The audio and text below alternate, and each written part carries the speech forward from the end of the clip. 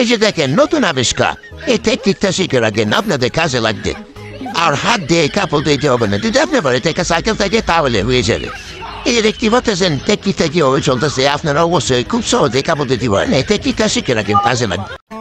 এই ভদ্রলোক আগে রাজমিস্ত্রি ছিল মনে হয়, এখন আর রাজমিস্ত্রি কাজ করবে না, এখন কি করবে, ধান লাগাবে। এই যে দেখেন নতুন আবিষ্কার, একটু ভিডিওটা দেখেন তাহলে বুঝবেন।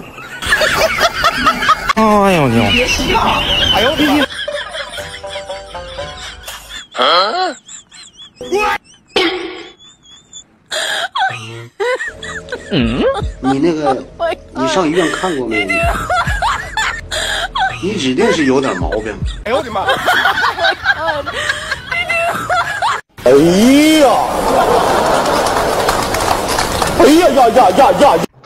যারা এরকম মিস্ত্রি খুঁজতেছেন অবশ্যই পাওয়া যাবে, কিন্তু এই মিস্ত্রি দিয়া যদি আপনারা ঘর বানান তাহলে তো আপনাদের ঘর অনেকদিন টিকসই করবে, বুঝতে পারতেছেন।